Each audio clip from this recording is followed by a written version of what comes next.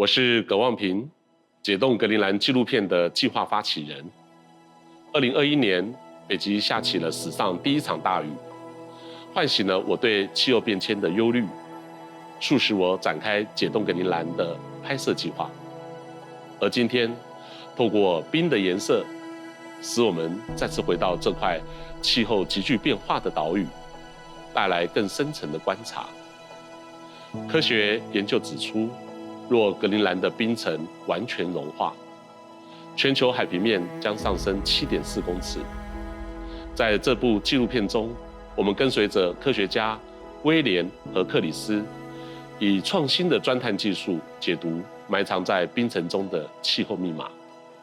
他们深入极地的每一步，都在为人类寻找因应气候危机的关键。同时，我们也见证了当地因纽特猎人奥伦努阿克的故事。世代相传的雪橇犬路线，正因为气候变迁而消失在海水中。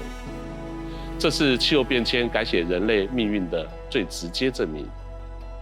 科学家的研究与猎人的经历都指向同一个警讯：改变的时刻已经到来。今天，格陵兰所发生的一切，很可能是明日的任何一座城市的写照。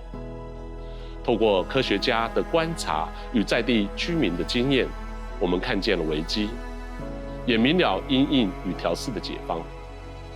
这正是这两部纪录片想传达的核心价值。无论你是企业的领导者，还是在课堂上汲取知识的学生，我都期待这部北极圈格陵兰真实纪录影像能为您带来启发。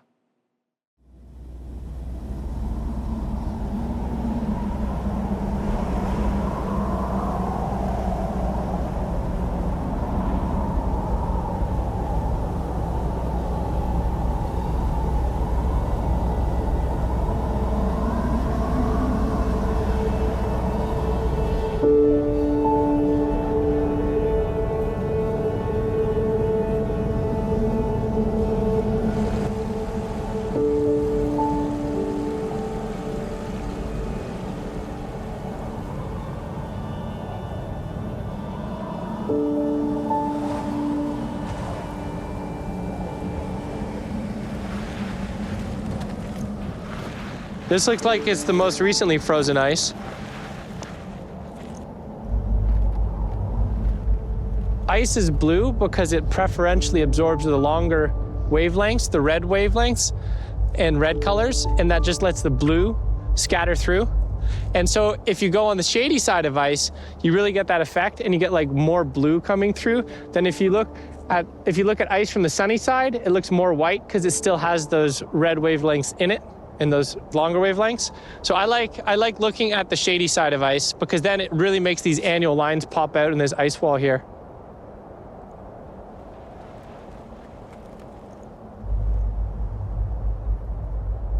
Ice at 0 degrees Celsius is relatively soft. It flows about 10 times faster than ice at -10 degrees Celsius, which is much harder. So that's why we're so interested in what's happening at the bed of the ice sheet, because even small changes, small warming in the basal ice temperature can result in large changes in the ice flow.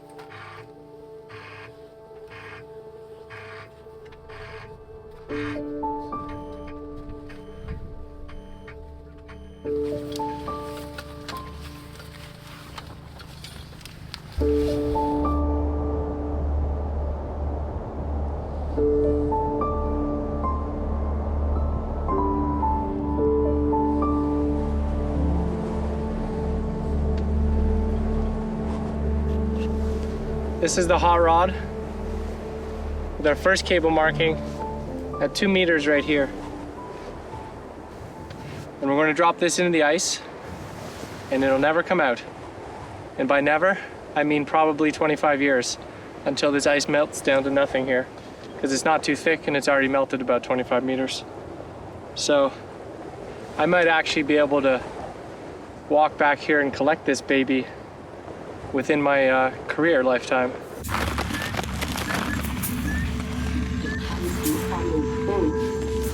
How big and fast the sea level changes over the next century can be. 解決です。またデータを創出し始めました。Atmospheric carbon dioxide is the main driver of climate change right now. If you ask us again in 5 years, it'll probably be a bigger number again. Das nennt man einen Feedback-Effekt. Unless we turn back the clock on climate.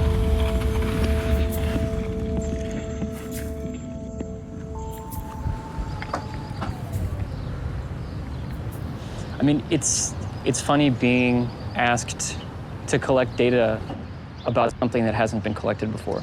We just have to like do our best and see what happens. And there's this sort of like, yeah, that's what everyone here is doing. It's science. It's supposed to be an experiment. No one is going to tell you that this is going to work.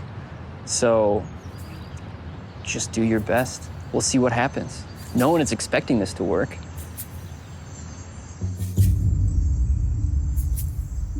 I don't know, it's tough when it goes out of your eyesight. You have no idea what happens. Just what the screen tells you. Yeah, for all of the drawings I've done and all of the numbers I've looked at, I'm forgetting that we'll only be seeing this thing for a grand total of like 10 minutes. Yeah, like and then as soon as we drop it into the hall, it's just kind of shrugging for the rest of the time. Yeah, you have no idea what it looks like. Greenland today is facing unprecedented climate change. Glaciologist for the Geological Survey of Denmark and Greenland, William Colgan. And the whole world wants to know how the ice sheet is going to react to this climate change in terms of how much sea level rise it's going to contribute in the future.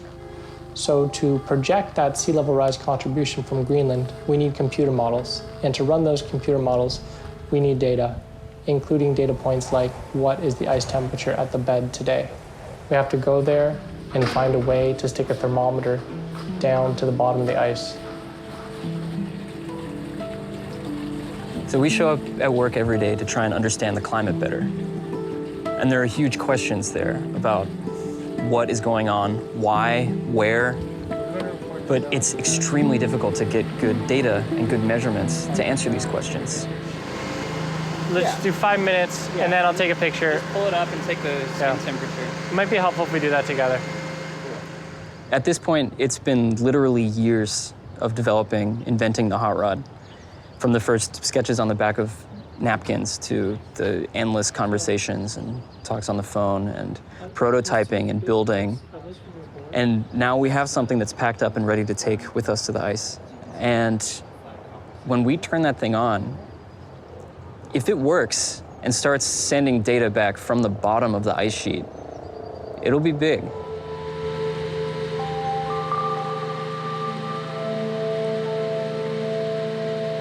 We designed the hot rod drilling system to hopefully be an easier and smarter way to collect deep ice temperatures. And now we're taking it to Greenland for its first integrated field testing.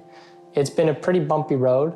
I'm hoping it'll be smooth sailing on the ice sheet, but it's not guaranteed to go well.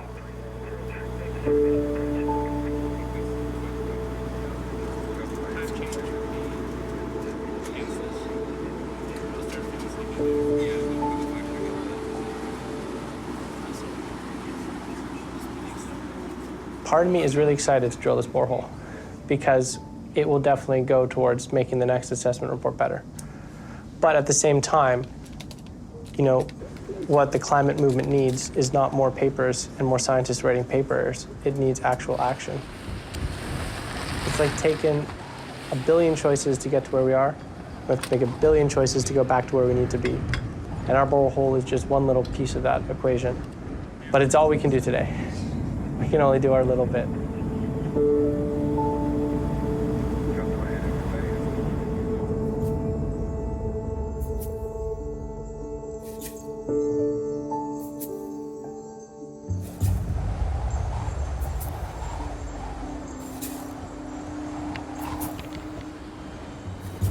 Chico. This is my TV. You are going Chico. idisimaron nartingila saarlu sasajagalu siku aputikikkaangami aputikitsuungaangami taawadu isungutalaarlan taanalunartingila siku issuyungit taamaakkaangat taamianersorsuisariaqartar malinu uiartallum аллакингалласаагаартар таа тунгуйораангами аннам укиукку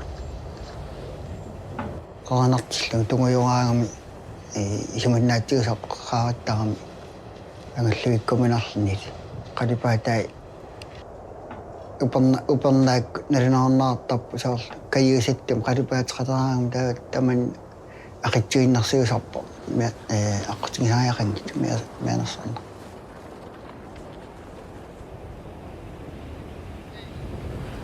окей живет хаммичиума тамасиарни октубериккун сикусар мааннакку qaamатини пингасин кингоорникуу таман киорман ман януар ингартатилас аатта уна сааппу сикуа qimусилерпа сисиннаасукку октубериккун тамусилернақартарникуу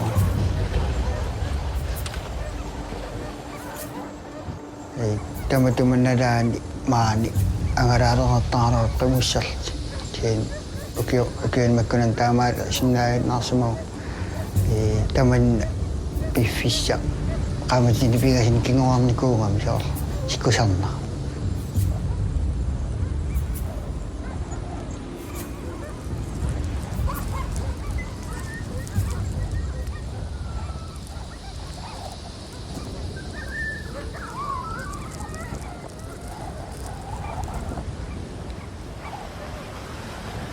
маансиусиуми инуунам аффаасиннилаарлугу наюмақарсумалераппу пуиси амерлангаатсаумат таакку киситсаатингила амерлангаатсаартам пуисиппу окей пинертууга пинернерми ниссарсиитеқарпуумаани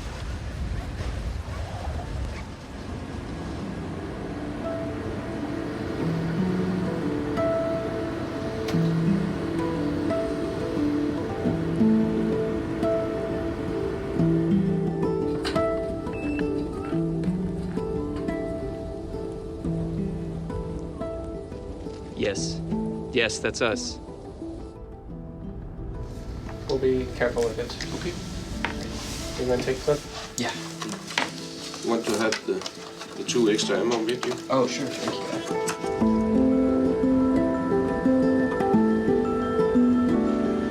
All right. And we're back.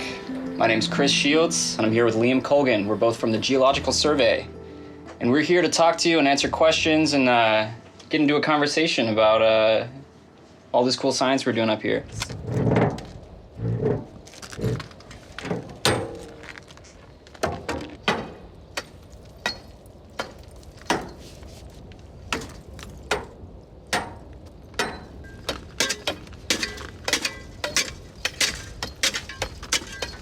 All right, that's one, maybe.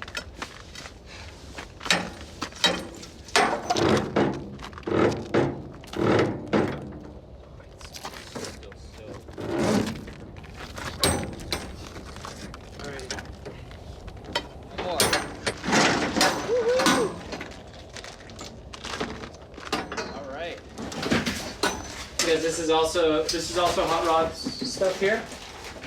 I would say we have 2 goals for the hot rod program this week. The first one is to hit 10 meters an hour penetration rate. If we can do 10 meters an hour through the ice, I think people will be excited about that.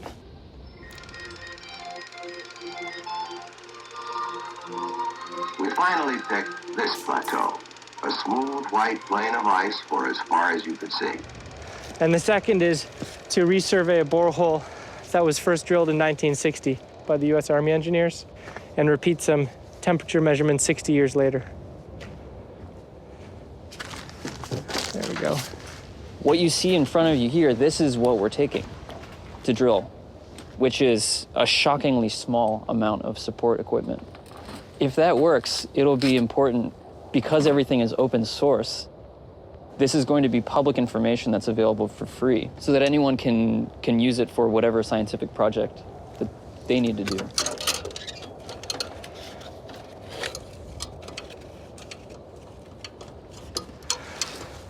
right.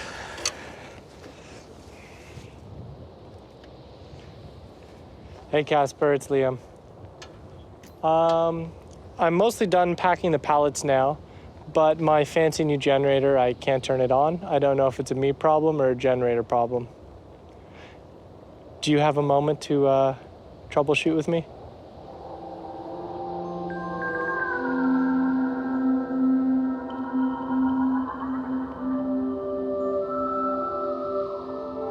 Right now, it's really frozen here. So it looks like nothing's happening, but this is actually a bunch of mass leaving the Greenland ice sheet. So Greenland is losing so much mass right now. The ice sheet is losing about 10,000 tons per second of meltwater and icebergs around the clock throughout the year. This is just a snapshot of some of it. That's so much ice loss from Greenland that it actually causes the gravity over Greenland to weaken. Same thing's happening in Antarctica. And so the water leaves these places and flows to areas of the world where the gravity is not getting weaker. And that means around the equator. And there, the sea level rise might rise at 5 times the global average. So just because Greenland is a big source of sea level rise doesn't mean that the sea is rising around Greenland. It actually means the opposite. The sea is falling around Greenland, and it's rising in faraway places because of what's happening here on the ice sheet.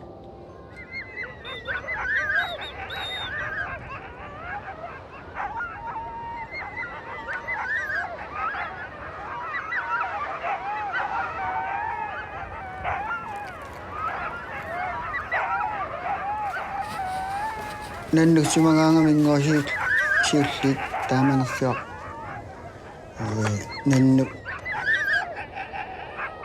nanniniaqua unnusiulleq taa awannamungua sammitilluu unnuisikkallertarpaat neqaayarneqanginnarani sidamiitilluu awannamu sammitilluu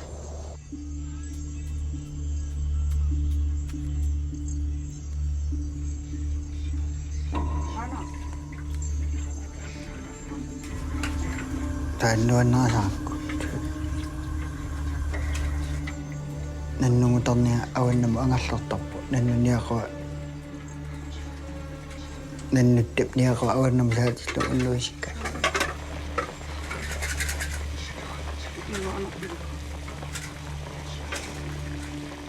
nannuniariaas atorlu nannuniartarpuumaani saar qimussarta qimmi atorlu nannuniartaan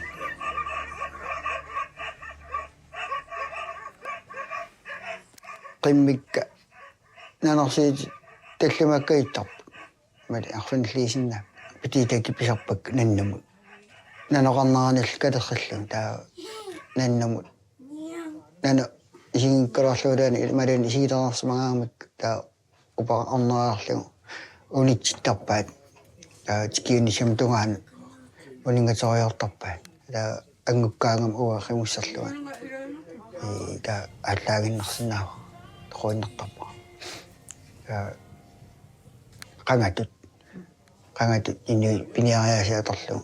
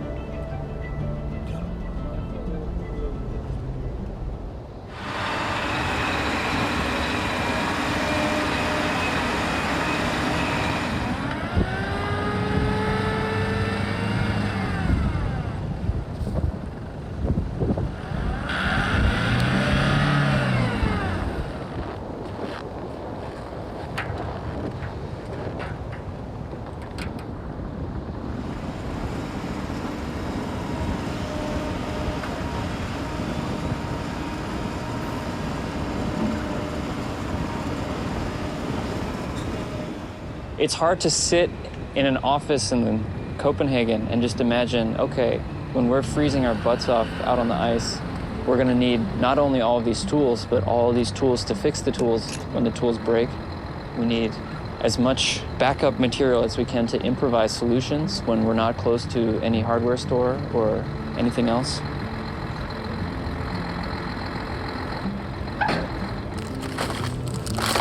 All right, let's have a little snack, make a plan.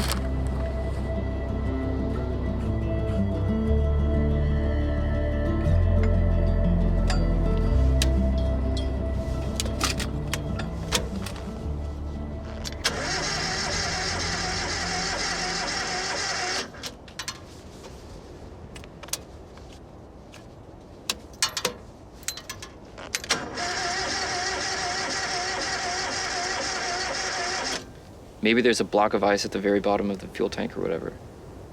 I mean, that's not what happened, but Yeah. maybe there's some weird shit that we're not thinking of.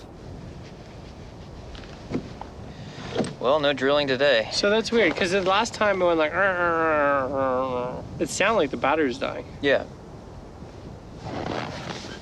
Good morning, Casper. It's Liam. How you doing? Our generator is not starting out here. And I was wondering if I could pick your brain for ideas for a minute.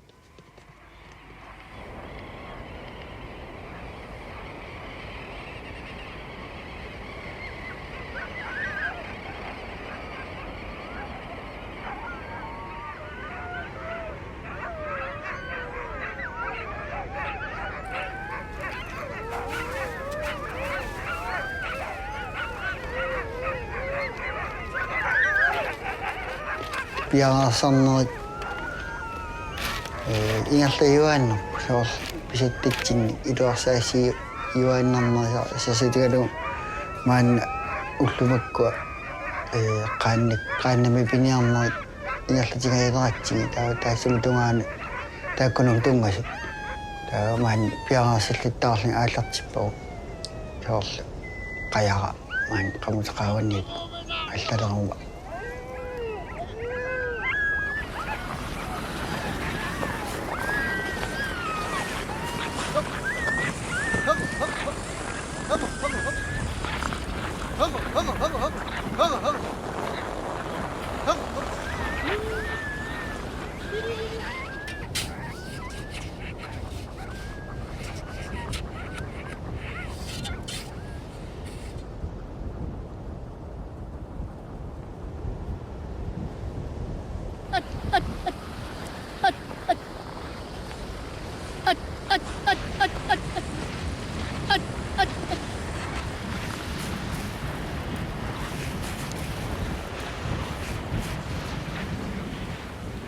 Okiu ingerlanaan qaammaajortornaarmalillugu piniarnerpu joo siemmaajortortor talliartarlt angallagu ungasilliartorlt siitserujartarluni angalanerpu qaammaajortornaani puusinnaarnum ilingutiinerlugu nannunniarnu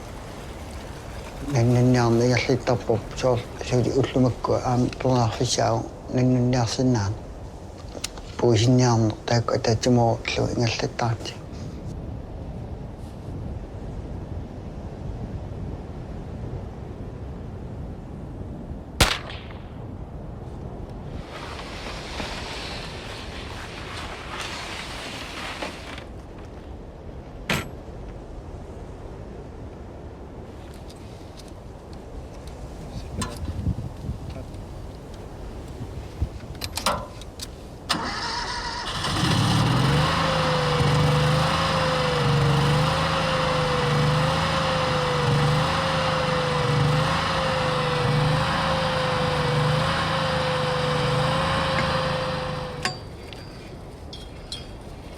A hot rod is a new kind of drill that instead of drilling the way you'd usually think of it rotating, it heats up very, very, very hot on one end, and then we drop it down the hole while it continues to stay warm.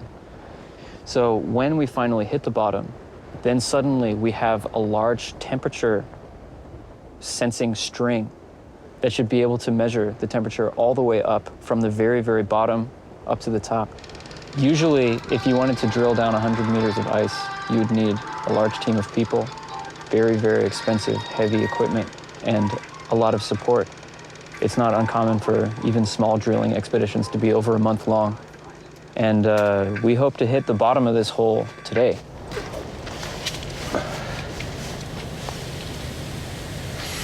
You can see it's bubbling. Look at how big that hole is. Crazy.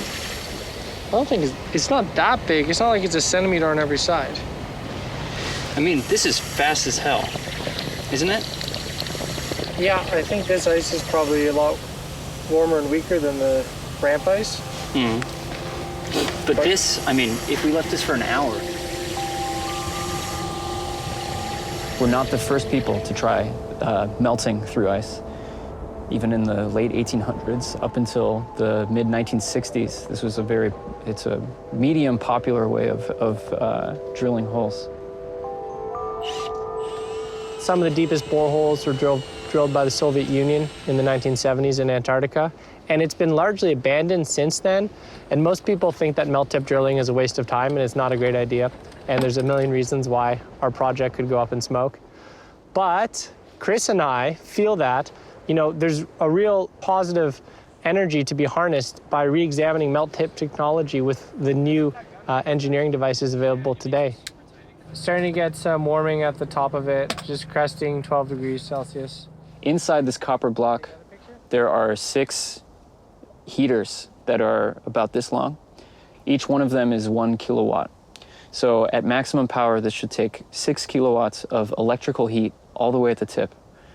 The heat should be directed straight into this cone at the end, and that should drop like a knife through butter. May 15th, 2022.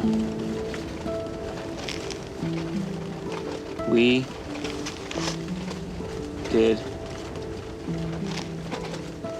our best. It's a very, very small hole, and if you imagine it the size of a skyscraper, and then sort of 2 or 3 skyscrapers, you can imagine that this hole would freeze shut very quickly. So it's a race against the clock, picking a good site, keeping it hot, and going as fast as possible to the bottom. This is it. This is immortalizing the first borehole of Hot Rod Project. Yep. Okay. But it's documented. The first tests of the borehole. So what can go wrong? Everything from the insulation will melt and our cable spool will catch fire, to the borehole is going to freeze shut faster than you can reach the bed, to the heating cartridges we've chosen are not going to work because they have a bad distribution of heat.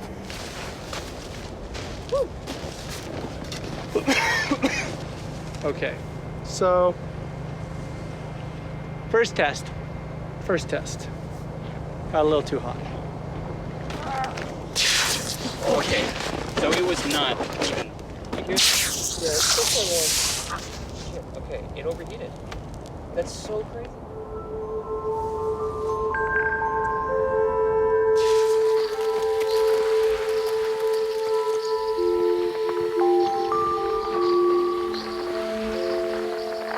So this is super cool right here, because this is, whoa. So this is a very sharp and painful, oh boy. So, just a second.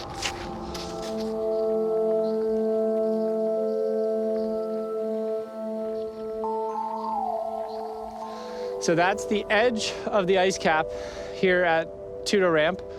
That ice is nice dark blue ice, about 8,000 years old probably. And this is an iceberg that fell off that wall and then fell over sideways. And you can see it still has its nice annual lines in it. And it's sitting on top of this really nice and bubbly lake ice. So the Greenland ice sheet has 2 main ice types. The older ice from the last glacial period is sometimes called Pleistocene ice. It has more bubbles, more impurities in it. It was colder when it formed, so it looks a little more white in color. And critically, it deforms 3 times easier than today's Holocene ice. The Holocene ice, it has a darker blue color, and it's just generally harder. It doesn't deform as easily as the Pleistocene ice. And so where we have this old Pleistocene ice at the bed of the ice sheet, the ice flows and behaves very differently than where we don't. So that makes it a real treasure hunt to find where you have Pleistocene ice at the bed of the ice sheet, because it has a real big impact on how the ice is flowing today.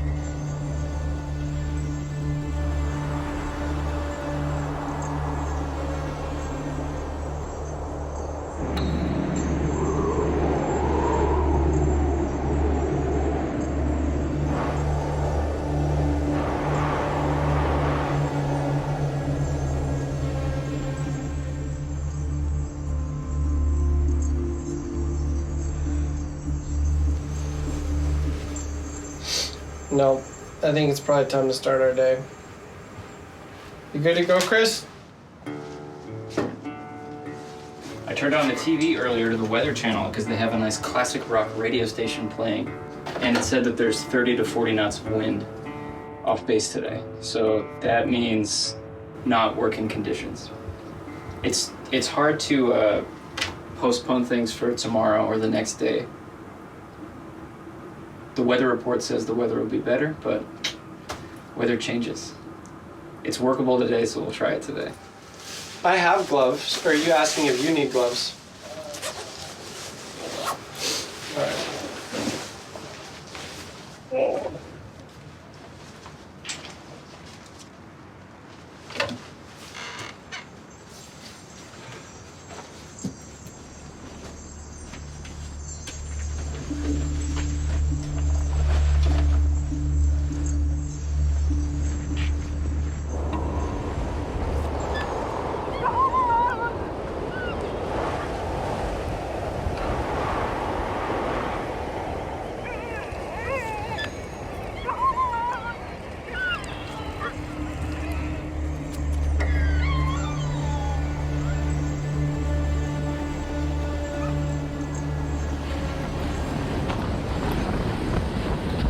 Qaatuukak piniaqataallu ataatam angalluin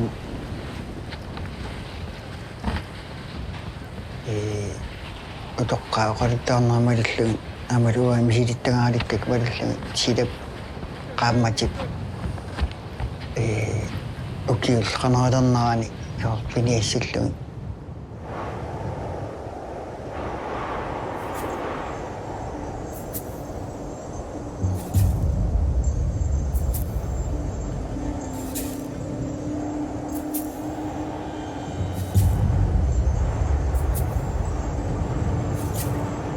It's important to understand that Greenland has always lost ice through melt and through icebergs. We know that the oldest ice in the ice sheet is probably, say, like 100,000 years old. And over long timescales, even the snow that falls in the very center of the ice sheet will eventually flow and make its way out to the coast and be replaced by new ice. So it's constantly overturning. But recently, there's been a huge growth in the loss along the margin through both melt and icebergs. And as a result, the ice sheet is now getting smaller. It's no longer steady.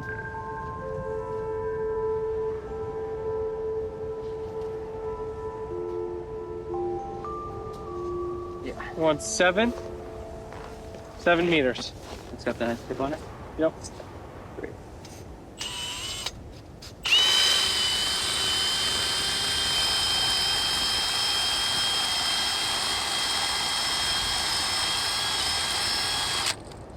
Yeah, so this should be 7. And then we're putting an 8-meter pole. We'll probably have some chips in the bottom so it won't stand fully. So you just want to run it for a while? One more. No, this is 6. Okay. Then we'll run it for a while to get some chips up. Yeah.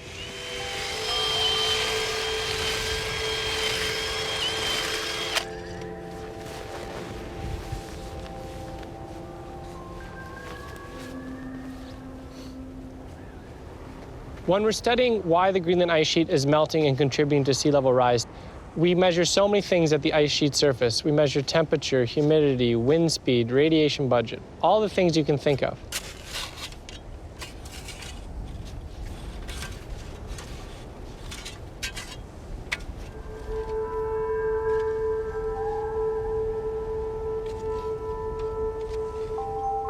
It's got power. It's these measurements that are publicly available and used for weather models, for climate predictions, sea level rise. There's a lot of scientists around the world that depend on these stations and this data. So it puts us in an extra good mood when it's all working.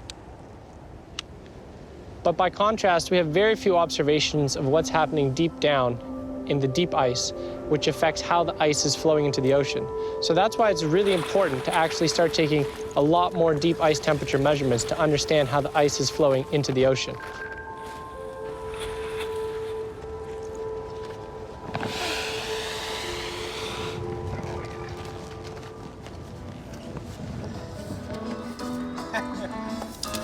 This is the song that I'm making.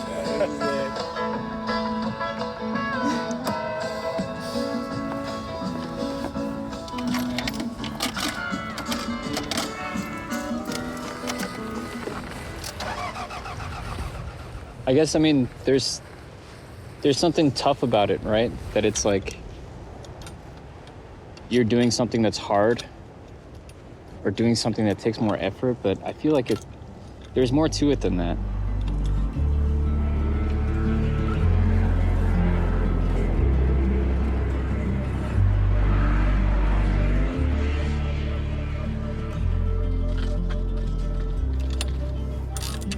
It would take a long time to sort of get to the bottom of the question of like, why does it need to be cold? Why does it need to be an extreme environment?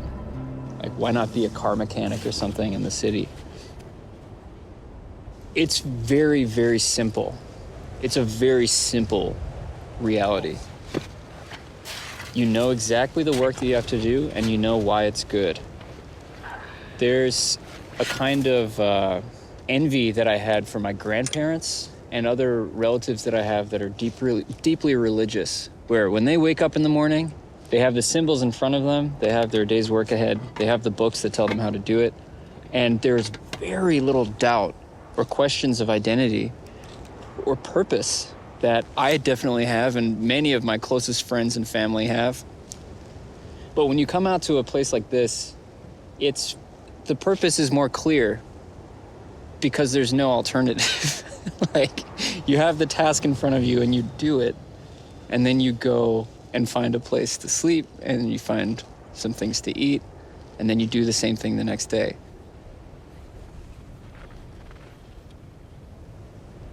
I came from a background in arts.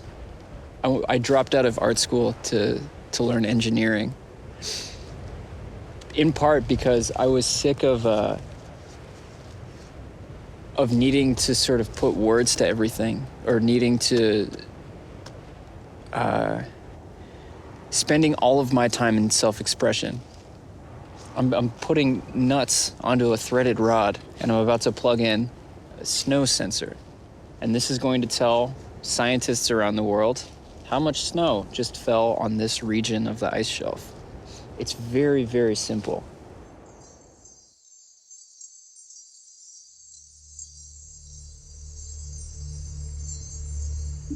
So this is the 1962 temperature profile. Oh, I haven't seen this. Okay. So this is where they said, so they say, here's the thing, 44 feet was on the surface.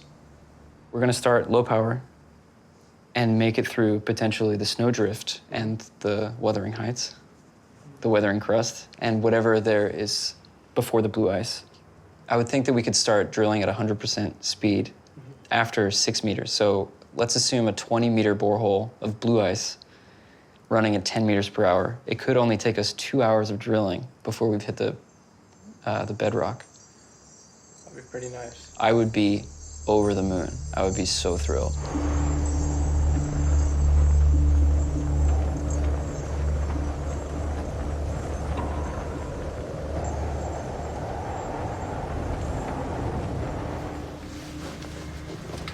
So, I think we gotta swing this around. There we go.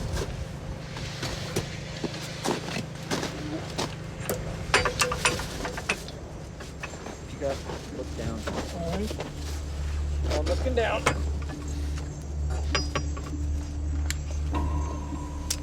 Lower. As a scientist, you operate in a very objective world. You need facts to draw conclusions. And it takes a long time to get those facts or data points. Then once you have them, you think on them, you make a conclusion, and the discipline moves forward. The thermal information is being logged. Okay. What is our internal temperature right now? 29. But we're in a world where we're fighting against very subjective climate denialism. And people will make conclusions with no facts. And it's hard to fight that game because it's much harder to go out and get facts and make a report than it is to sit at home and blog something. Oh, is that the bottom of the borehole and it's filled with sediment? It's sediment, yeah. It's sand. How did all that sand get in that borehole? And this is a lot of sediment. We don't know how deep it is either. No, that's true, we don't. When you talk to people about climate change, it shouldn't be about belief. It should be about understanding.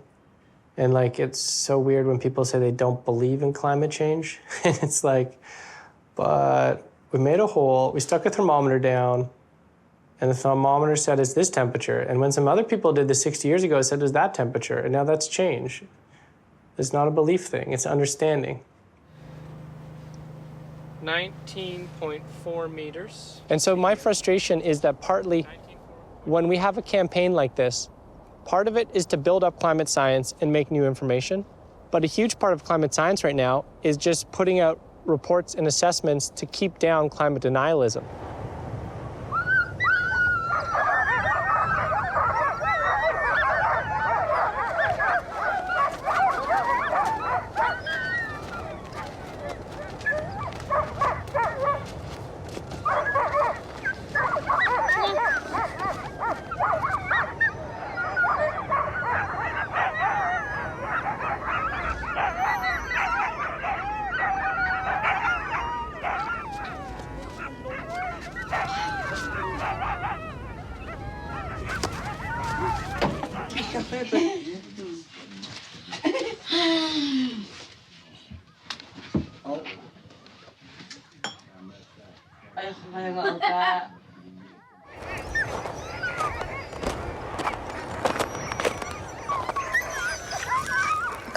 Аллангоратаарнерит саорсилап иссисаат аллангоратаарнери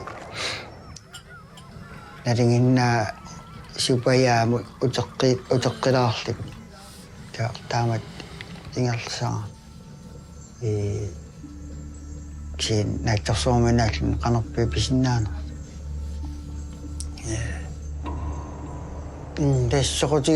сокотигинартиккигаана соорлу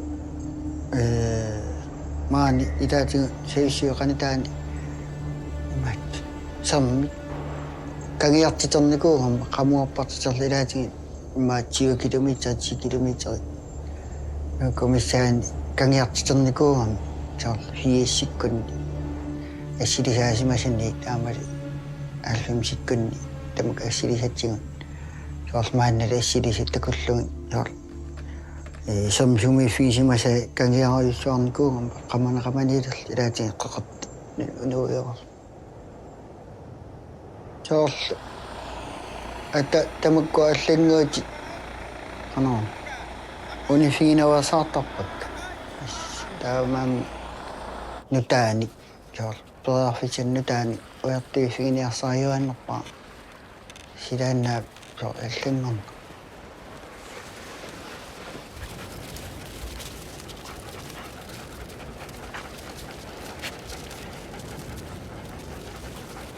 이다지 우메이쯤 이hinnaaju qatortarsumingisaariuusa imaanaan qassisassaarnaa tamukku maan aternaarsangasarpagu yaar silarlutsilluun qassiti taakku piaqaataasinnaayuannu sa piniartut ingerlamasаарnernerngilak siin artornar siartarpoq an isqatigisinnaangila artormarsiartarp pinaarnaana maniissarsiitqam umiitsaarneruluppu taa ulian saar bensiinakkan atuinaruluppu tassani aannertarsiarnersiartaram taa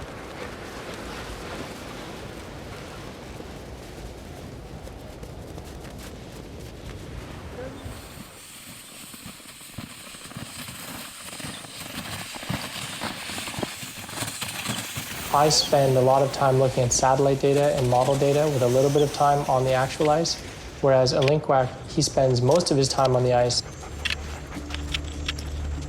So we come at it from very different perspectives. So I think we have very complementary skill sets to understanding the ice, but in many ways, we're talking about the same changes from different perspectives.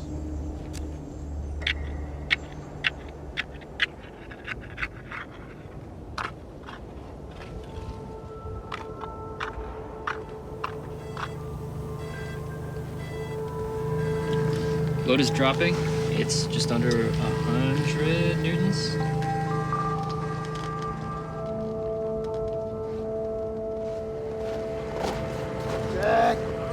Hello. The Savicevic family rolled by. They were coming from Thule Air Base on the way back to Savicevic. It's a 4-day trip. And this year they decided to take the inland ice because the sea ice south of Thule is not passable this year. It's already gone out, so they have to go the inland route. Yeah,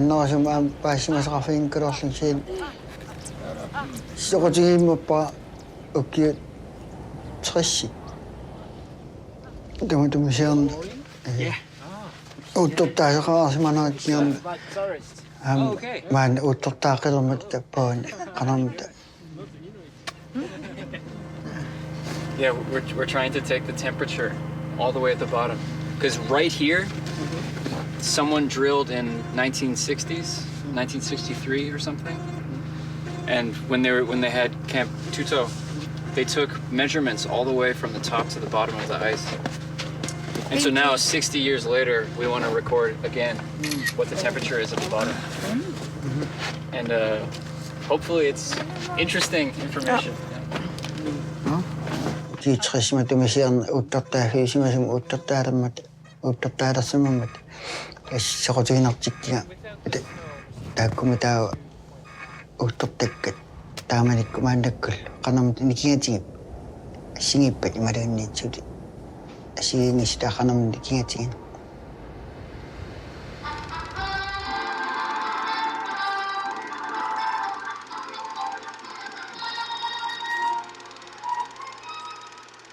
I think that the ramp road is a really good example, a really good illustration of how much ice has melted here.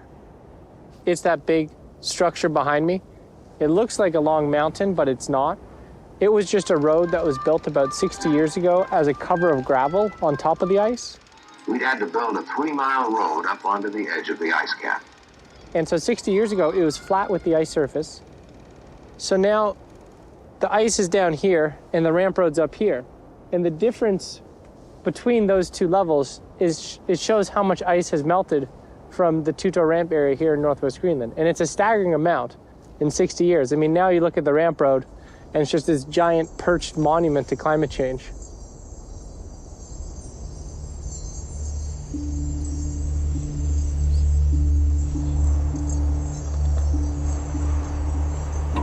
The ice sheet's really old. It's been around for a long time. But now we're seeing a change in really drastic and rapid ways. When we step back and we look at the global climate system, we think that there might be somewhere between 63 and 101 centimeters of sea level rise by the year 2100. That's a lot of sea level rise. But we're so uncertain about how the ice sheets might behave that we think they could possibly contribute an additional 60 centimeters of sea level rise over and above this within this century. This will have a huge impact on ecosystems and communities around the world.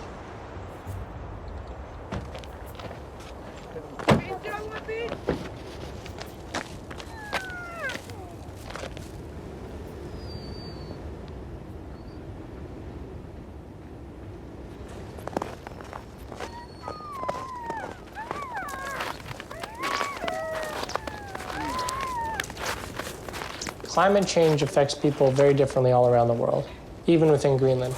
But in North Greenland, where there's such a traditional way of life focused on the sea ice for travel, sea ice for hunting, sea ice for recreation, I think there, people like Olinkwak, they're very astute and they observe the change and they realize how serious or perhaps even an existential threat it poses to the traditional way of life.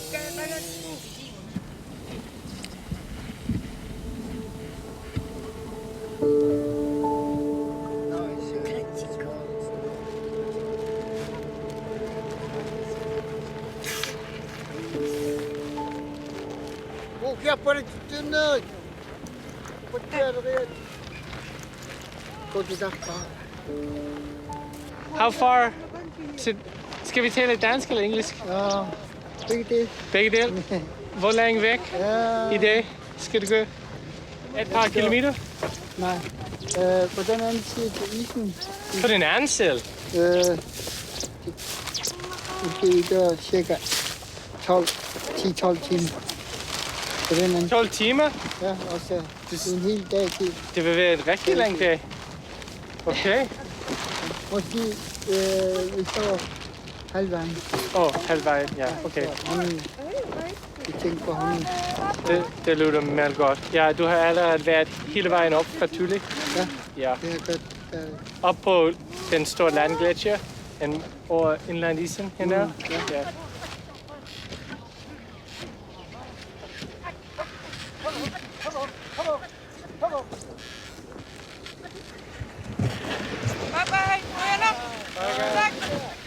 Safe travels. Godt tur, godt rejse.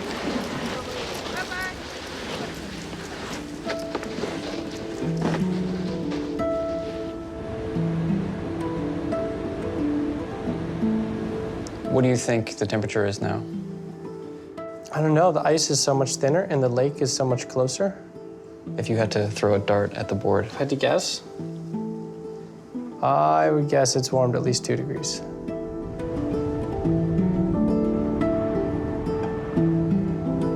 That is pleasing. So the borehole is definitely not frozen. You can totally feel it, like just go thunk. Do that. It's really satisfying. So I'm wondering if that envelope here is dirty basal ice, and that, what we've drilled through, is clean blue ice. The two things we found by redrilling the same borehole is how the ice thickness has changed and how the temperature has changed. The ice is thinned by 27 meters at the D11 drill site. 27 meters is about the height of a 9-story building, and that's how much ice has been lost to melt since 1961. When we look at the ice temperature down there today, we can't really say what it is for certain because the borehole is still quite hot from our drilling, but we expect it's going to be about 2 degrees warmer. So we can say that the ice has got a lot thinner and it's also got warmer. And that just is consistent with what we've been observing all across Greenland these last few decades, where Greenland is warming and melting about 2 to 3 times the global average.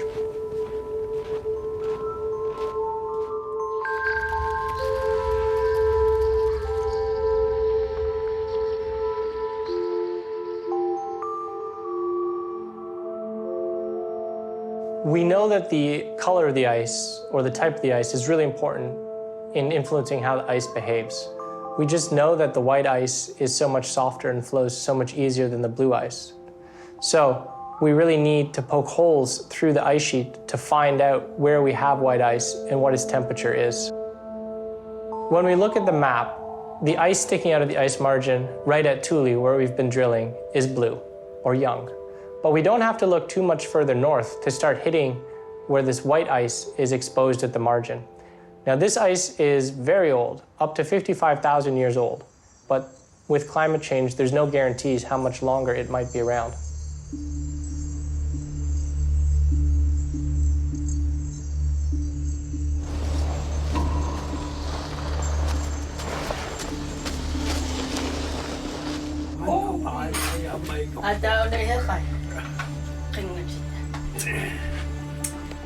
Arisan tapat takara takasunga yo anak popten.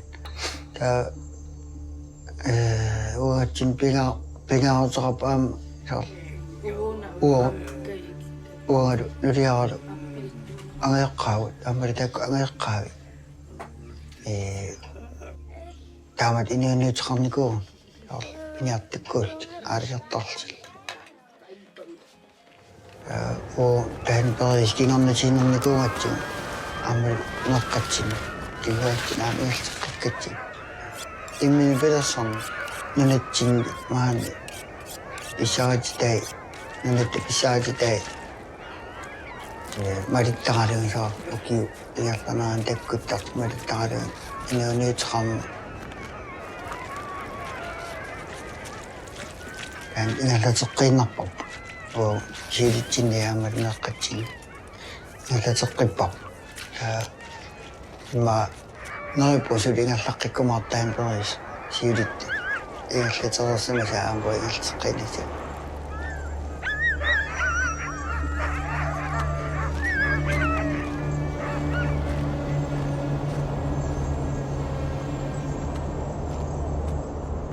Taudinga matrapua, sesifon ukiraslinga.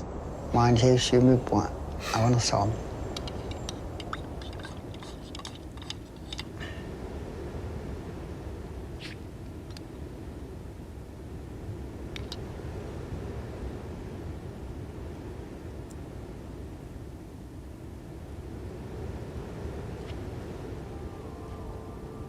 Okay, kanina na bakadasin biniktikut.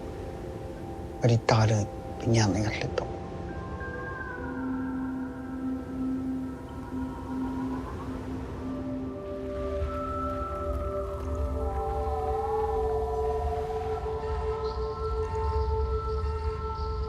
The V3 that we put down the hole, it actually went all the way down until it hit something hard. And that was my goal. That was the goal. So the hot rod version that we tested, it delivered some good results at Tudo Ramp, but the efficiency is one focus point. We're getting just a fraction of the efficiency that we get in a laboratory setting when we tested on artificial ice. We got 50% efficiency in the ice well. We only got 15% efficiency on the ice sheet. But the ice sheet was packed with sand. Yeah, that's true. Climate science, like any other branch of science, needs people to do things without the confidence that it's going to work or not work. And what we found out was useful information that hopefully in a big picture sense can, be used by the climate scientists to push their research forward. The end of our first experiment made me even hungrier to go back out there.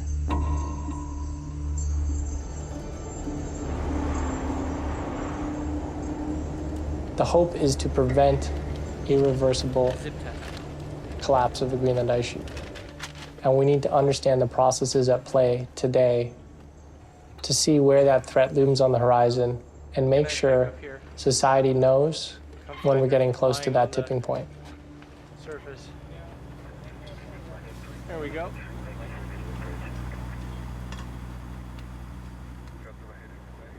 Our borehole is just one tiny borehole in a very big ice sheet. But I hope that every new measurement contributes to a next report, which contributes to a new assessment and more engagement and outreach activities. And each of these things is a brick on the path towards climate action and getting to where we need to be.